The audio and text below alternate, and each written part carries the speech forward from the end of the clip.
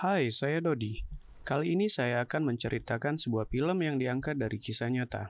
Jadi pria ini pernah dipenjara selama 37 tahun.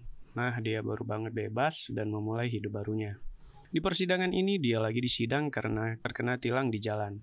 Kemudian dia bercerita kalau film berjudul The Town itu film berdasarkan kisah nyata dirinya.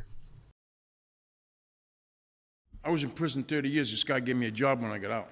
You ever seen the movie The Town? Tell me about it. That's a true story. Well, that movie's about me. Watch the movie. I have 500,000 in my refrigerator. 400,000 or 500,000. Di wilayah Charleston, Amerika Serikat, dalam suatu mobil terlihat ada komplotan perampok beranggotakan 4 orang, yaitu Doc, si pemimpin, serta 3 anggota lainnya yang bernama James, Albert, dan Eldon. Mereka berempat sedang menyusun rencana untuk merampok bank. Ketika semua siap, perampokan pun dimulai.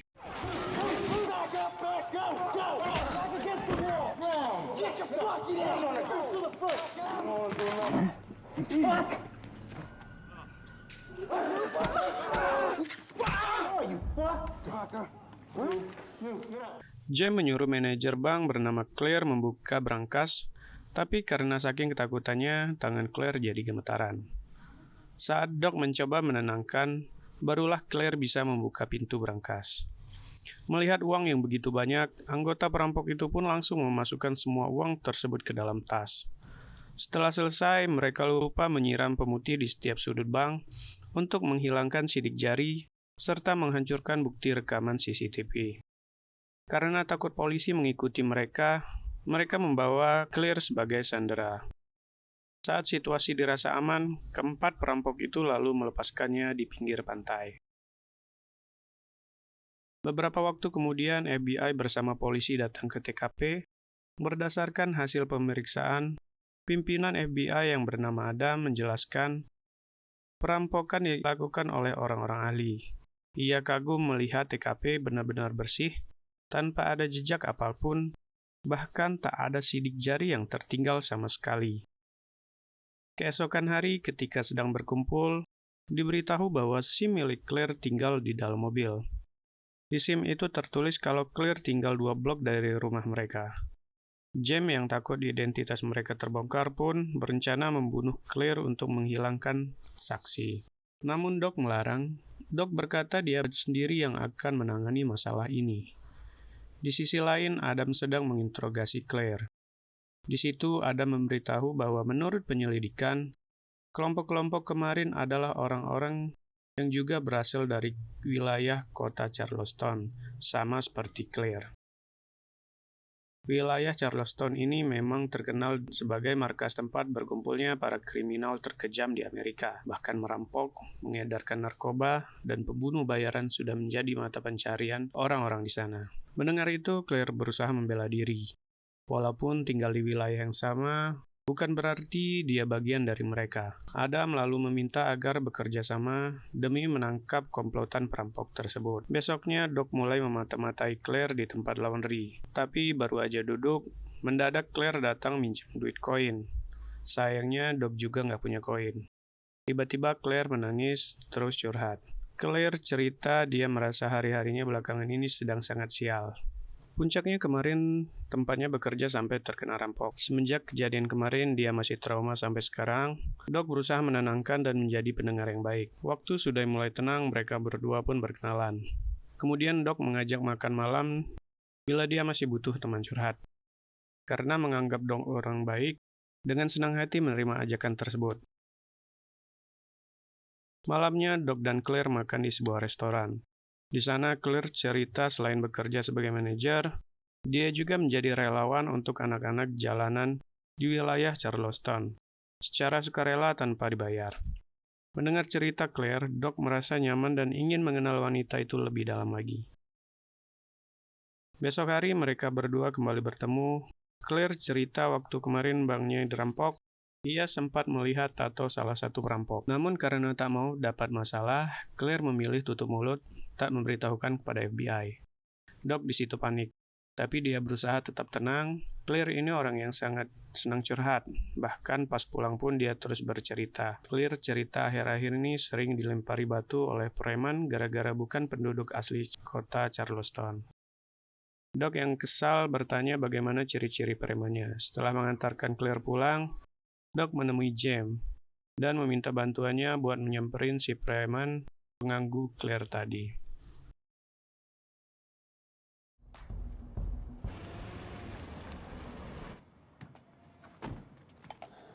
That's the only part it got.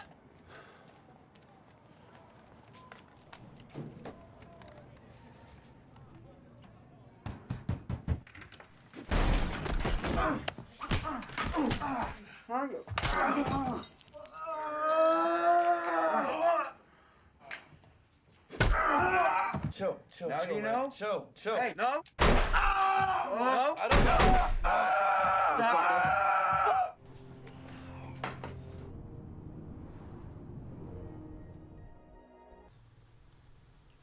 Pagi hari di kantor FBI, asisten Adam yang bernama Dino memberikan selembar berkas. Dalam berkas itu berisi tentang data seorang pria bernama Eldon yang diduga menjadi bagian salah satu anggota kelompok perampok bank. Dari hasil pemeriksaan catatan kriminal serta rekaman CCTV, beberapa bank yang juga pernah dirampok, Eldon ini memiliki postur tubuh sama seperti perampok tersebut. Adam mulai menyelidiki siapa aja teman-teman Eldon. Keesokan harinya, Adam dan Dino mulai mengikuti Eldon. Di sebuah pesta barbecue terlihat keempat anggota perampok sedang berkumpul. Bersama keluarga mereka masing-masing, Adam pun memoto semua kegiatan mereka. Selesai menyelidiki Dino, dan Adam menjelaskan pada seluruh tim FBI bahwa berdasarkan catatan kriminal serta tingkat kecocokan postur tubuh, dapat dipastikan kalau keempat orang tadi adalah kelompok yang selama ini mereka cari. Berhari-hari menjalin hubungan, sekarang Doc dan Claire semakin dekat. Di restoran waktu Claire sedang ke toilet, tiba-tiba James mengagetkan Doc dari belakang. Tak lama kemudian, Claire datang lalu mereka berdua pun berkenalan. James mengajak ngobrol, Doc sangat gelisah. Ia takut Claire menyadari tato jam. Saat James pamit, Doc berusaha menutupi tato itu agar Claire tak melihatnya. Sorenya James memarahi Doc, dia kesal karena Doc cari masalah. Malah ngajak kencan saksi mata yang seharusnya mereka bunuh. Doc mencoba menenangkan dengan bilang kalau semua pasti akan baik-baik saja. Hanya perlu fokus pada misi perampokan selanjutnya. Hari berikutnya, Doc dan komplotan perampok lain sedang mempersiapkan senjata. Hari ini mereka berencana merampok mobil pembawa uang bank. Ketika semua telah siap, mereka pun mulai hobinya.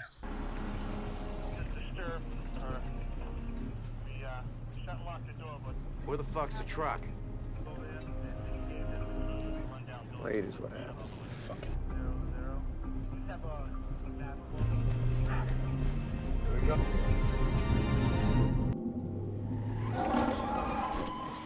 Don't move!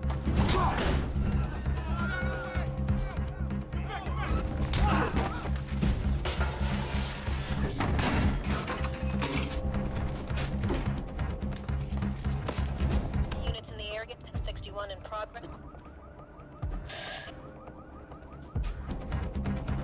All right, God, just take it easy, all right? Shit.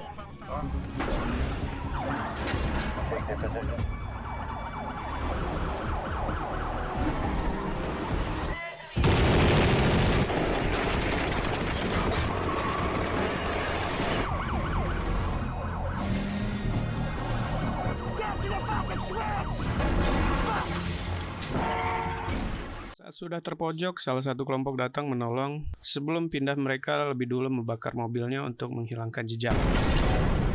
Hari itu mereka semua berhasil lolos. Keesokan harinya, karena kecurigaan semakin besar, pihak FBI memanggil dan memeriksa serta keempat rekannya. Tapi akibat kekurangan bukti, pihak FBI tidak bisa berbuat apa-apa. Adam kemudian menemui Doc sambil menatap tajam. Adam berkata bahwa dia yakin Doc lah dalang dibalik semua perampokan di Charleston.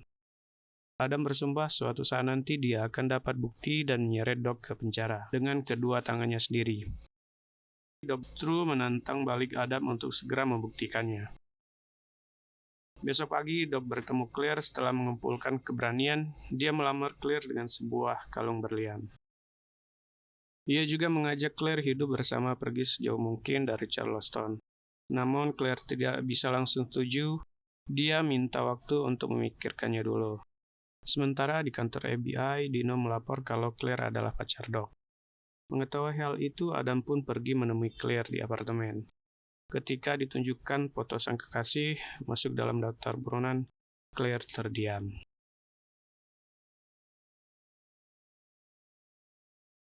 Di sisi lain, terlihat Doc sedang menyetorkan uang hasil perampokan kemarin pada bosnya yang bernama Pergi. Doc di situ memberitahu bahwa ia ingin berhenti merampok, namun Pergi marah. Ia bahkan mengancam jika Doc tetap memaksa berhenti, maka dia akan bunuh Claire. Karena khawatir, Doc pergi ke apartemen Claire.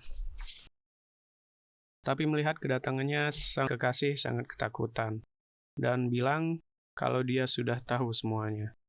Meski Doc berusaha menjelaskan, Claire tetap tak peduli. Ia mengusir Doc sambil mengancam akan melaporkan polisi. Doc lalu kembali ke tempat Vergie lagi hanya untuk memastikan bila dia tak jadi berhenti. Vergie harus berjanji tak akan pernah menyentuh Claire sedikit pun. Malamnya di tempat Vergie, semua anggota perampok berkumpul merancang misi selanjutnya. Kali ini mereka berencana merampok stadion baseball terbesar di kota Charleston. Vergie memberitahu lokasi berangkas, kamera CCTV, sampai orang dalam yang nanti akan membantu mereka. Sementara Adam terlihat sedang berada di bar bersama adik James yang bernama Krista. Adam mengatakan kalau dia sudah tahu Krista ini adalah kurir narkoba. Karena itu dia ingin membuat kesepakatan jika Krista bersedia memberitahu lokasi perampokan James berikutnya, maka dia berjanji tak akan menangkap Krista. Mau nggak mau, Krista terpaksa buka mulut. Siangnya, sesuai informasi dari Krista, seluruh anggota FBI langsung menyergap. Sayangnya mereka semua tertipu. Ternyata Krista memberi informasi palsu. Di apartemen, saat sedang mengawasi keadaan sekitar, mendadak Krista bersama anaknya datang lalu berkata bahwa sebenarnya selama ini ia suka sama si Doc. Dia memohon agar Doc mau membawanya pergi meninggalkan kota ini. Namun Doc tak bisa karena dia sudah punya kekasih. Krista yang sakit hati masih terus memohon, walaupun Doc mengusirnya secara kasar. Tak lama kemudian, Adam mendapatkan kabar kalau Krista mengalami kecelakaan dan ingin menemuinya. Adam pun segera ke rumah sakit. Waktu bertemu, Krista buka mulut pada FBI. Dia memberitahu besok Doc akan merampok stadion baseball, lalu berencana pergi jauh keluar kota. Hari perampokan pun tiba. Bersama para anggota lain bersiap menjalankan aksinya, kali ini Doc dan James menyamar menjadi polisi. Mereka berhasil masuk stadion dengan bantuan orang dalam kepercayaan Vergie. Tapi di tengah jalan, tanpa sengaja mereka bertemu polisi yang sedang berjaga. Kedua pihak pun saling menuduh satu sama lain sebagai perampok. Untungnya meski kalah jumlah, mereka berdua menang mental, sehingga berhasil mengikat polisi-polisi tersebut. Mereka kemudian pergi ke ruang penyimpanan uang lalu mengikat dua petugas di dalam sana. Setelah uang diambil, mereka berdua buru-buru pergi. Sesampainya di basement, saat sedang membereskan hasil rampokan tadi, Doc merasa aneh. Kenapa situasi di ruangan tadi sangat sunyi? Waktu memeriksa keluar jendela, basement ternyata ratusan polisi telah mengepung. Dari kejauhan, James seperti melihat ada pergerakan mencurigakan.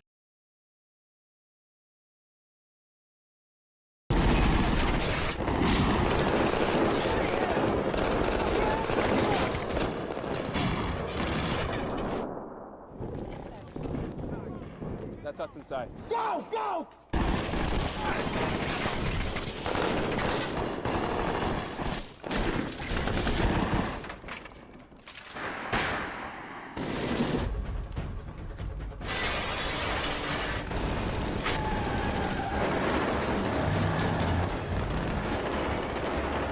Shot it!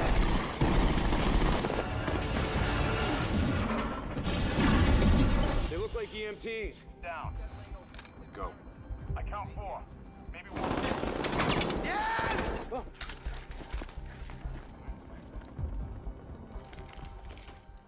Dari jendela basement, FBI melempar granat.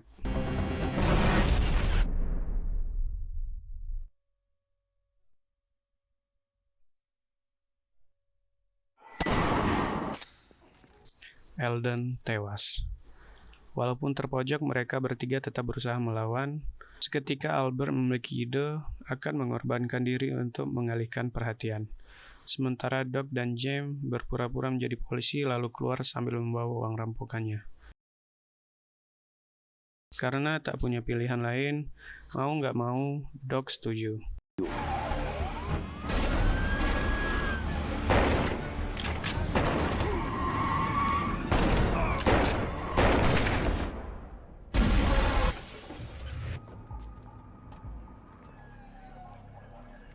High level of fucking genius. The weapon's down. Hey, fucking hand up to me. Go. Salah satu anggota FBI melapor kepada Adam kalau dua perampok lain berhasil lolos karena menyamar menjadi polisi. Adam yakin mereka berdua pasti Doc dan James. Ketika melihat seorang polisi mencurigakan dalam bergegas mengejar polisi itu. Officer, can you hold up a minute? Visual on Coughlin, heading south. Move!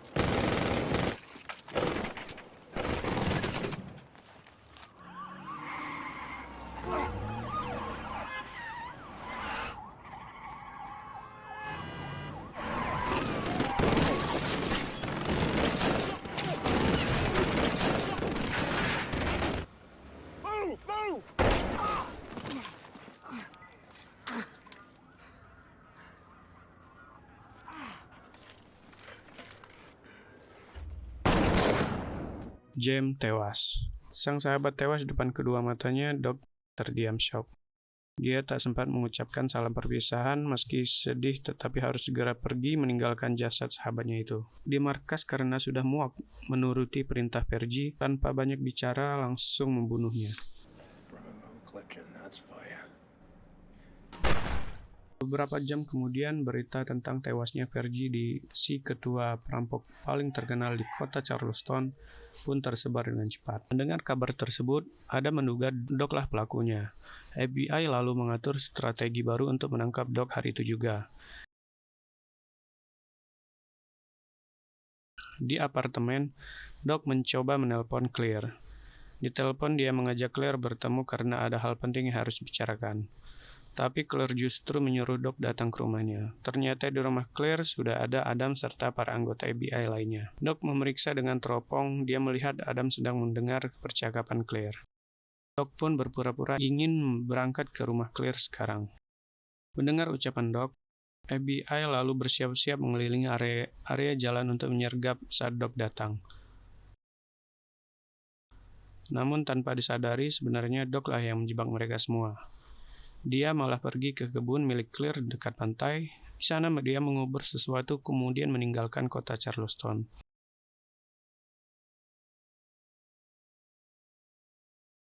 Berjam-jam lamanya menunggu Adam dan seluruh anggota FBI tak juga melihat kedatangan Doc. Adam akhirnya sadar, penjahat seperti Doc pasti sudah tahu jebakan FBI. Dengan kecewa, ia membubarkan anggotanya. Beberapa minggu setelah pergian Doc, ketika Claire sedang berkebun, dia menemukan tas yang terkubur. Dalam tas tersebut berisi tumpukan uang ratusan ribu dolar, serta sebuah surat dari Doc. Doc tahu Claire adalah wanita baik, dia mempercayakan uang sebanyak itu, karena Doc yakin uangnya akan digunakan untuk membantu orang-orang yang membutuhkan. Doc berjanji suatu saat nanti dia pasti akan datang menemui Claire lagi. Film berakhir.